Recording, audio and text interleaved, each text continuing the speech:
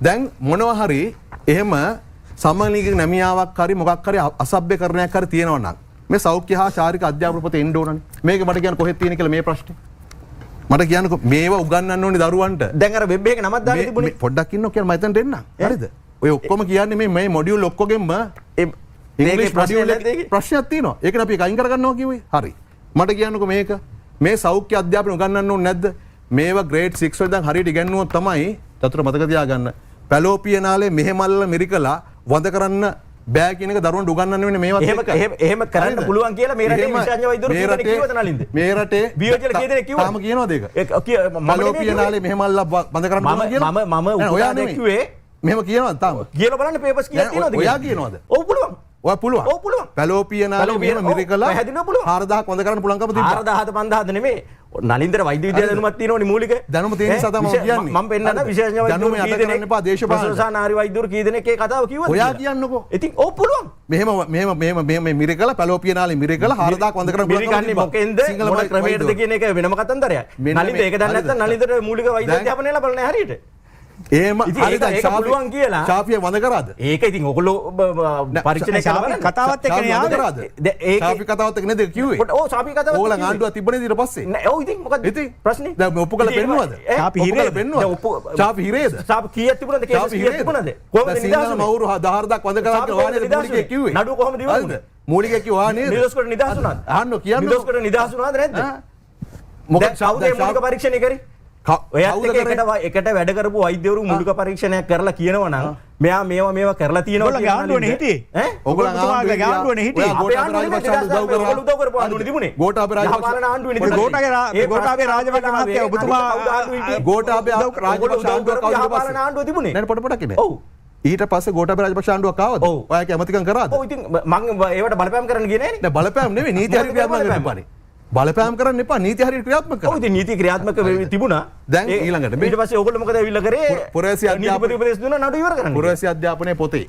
පුරවැසි අධ්‍යාපනයේ පොතේ දැන් මේ කොහෙද තියෙන ප්‍රශ්නය? දැන් මේකේ ප්‍රශ්නේ මොකක්ද දන්නවද? මේ කිව්වේ මෙන්න පාට. මේ පාට තමයි ප්‍රශ්නේ. දැන් චතුර මේ පාටේ මොකද්ද ප්‍රශ්නේ? මම දැක්ක මේ කවුද අර ආණ්ඩුකාරයෙක් කියන්නේ කවුද ආණ්ඩුකාරයෙක් කියලා හිටියා. කීර්ති දෙන්න ඕන. රජිත කීර්ති දෙන්න ඕන. මේ පාටේ ප්‍රශ්නේ මට සැකේ තියෙන්නේ මේ පොතක මම දැක්කා ඒක පළවෙනි ශ්‍රේණිය මේ පොතක තිබුණා මේ දරුවන්ට උගන්වනකොට මේ අර පළවෙනි ශ්‍රේණියේ ක්‍රියාකාරකම් වලට සමහර තැනක දාලා තියෙනවා පරිසර ආශ්‍රිත ක්‍රියාකාරකම් වලට මේ සමනලෙක් එහෙම ඇඳලා ප්‍රශ්නයක් තියෙනවද දන්නවද? හරිද? ඒක ප්‍රශ්න කරගන්න කට්ටියනේ. ඉතිහාසයේ පොතේ මේ ලියන්නේ කවුද මේවා? මේ තියෙන්නේ. මේ ලියපු කට්ටියගේ නම් ටික තියෙනවා. මේ ජ්‍යෙෂ්ඨ කතිකාචාර්යවරු, ආචාර්යවරු ඉතිහාස පොත ලියනවා. මේ පොතේ ප්‍රශ්නේ මොකද්ද? මේක කොහෙද ඔය කියන අසභ්‍යකරණය තියෙන්නේ? ඒකට කොහෙද ළමයි යොමු කරලා තියෙන්නේ? මම නම් මුල ඉඳලම කියන්නේ ඒකයි ඔබතුමාලා ඉතින් ඔච්චර කියලා ලෝක මේක අකුලගත් එක තමයි නෑ මේ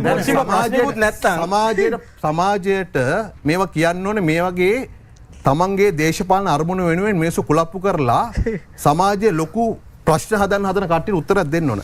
මේ ව්‍යවසායකත් සහ මූල්‍ය සාක්ෂරතාවය. මේ හොඳ නැද්ද? අනිවාර්යයෙන්ම. මෙතන කොහෙද තියෙන්නේ මේ ලිංගික ක්‍රමියාව? හරිද? මේ භූගෝල විද්‍යාවල කොහෙද ප්‍රශ්න තියෙන්නේ? දැන් මොකක් හරි ආණ්ඩුවක් තීන්දුවක් අරගෙන. දැන් මේ කියන්න හදන්නේ ඒකනේ. අපේ ප්‍රතිපත්තියත් එක්ක ලයින් කරගෙන ඒ පැත්තට ලියන්න හදනවා වගේ ගන්න මේ කියන්න හදන්නේ. දැන් මේ භූගෝල විද්‍යාව පොත් ටික හරිද හරියට මේ ළමයින්ට ගැන්නුවොත් චතුර මේ විෂය කරුණු කියවුවට පස්සේ තමයි ළමයින්ට තේරෙන්නේ ඒ පොළොව පලාගෙන ඉන්න බෑ කියලා මේ 9ට එහෙම බෝතල් එහෙම ඉන්න බෑ කියලා මේවා ළමයින්ට උගන්වන්න ඕන. මේ මොඩියුල් ටික හරියට කළොත් මතක තියාගන්න මෙන්න මේ අරමුණ ඉෂ්ට වෙනවා. ඒ තමයි මෙතන එක අරමුණක් තියෙනවා. අධ්‍යාපනයේ අත්‍යවශ්‍ය අංග ලෙස විචාරශීලී චින්තනය සහ සංවාදය අවධාරණය කිරීම. බහුවිධ බුද්ධි කුසලතාවය. විද්‍යා හා තාක්ෂණ ධාරාවන් සඳහා සිසුන් ඇතුළත් කර ගැනීමේ අවස්ථා වැඩි කිරීම සහ විවිධාංගීකරණය කිරීම. දැන් මේ ඔක්කොට මේ සමස්තය මේට එරෙහිව අල්ලගත් එකම තැන මොකද්ද? මේ ඉංග්‍රීසි මොඩියුල් එකේ හරිද? එතන තියෙනවා පාඩම් තියෙනවා මොඩියුල් 1 වල තියෙනවා 10ක්, මොඩියුල් 2 වල තියෙනවා 10ක්, මොඩියුල් 3 වල තියෙනවා 10ක්. ඒකේ තියෙන මොඩියුල් 2 වල finding friends කියන එකේ තියෙනවා මේ .net එකේ කතාව. ඒක තමයි ප්‍රශ්නේ. හැබැයි ඒක අල්ලගෙන සමස්ත මේ අධ්‍යාපන ප්‍රතිසංස්කරණ වෙනස් කරන්න. මේක ඇතුලේ අර මම කියන්නේ විපක්ෂ නායකයෙක් විමල් යුරන්ස කියන එක පැත්තක තියන්නකෝ. ඒ වචන එහෙම මම කියන අධ්‍යාපන අසභ්‍යකරණය කරනවලු. කුණුහරුප කියනවලු. ළමයි මේ මෙහෙම වෙන නැමියාව යොමු කරනවලු. එහෙම කියලා එක එක දේවල් මේ පාටත් ගත්තනේ. හරිද? මේ පාටත් ගත්ත මම මේ කල්පනා කරා මේ පළවෙනි ශ්‍රේණියේ ළමයින්ගේ පොතේ තියෙන උදාහරණ අරගෙන මේ දේ දුන්නක් දාලා. හරිද?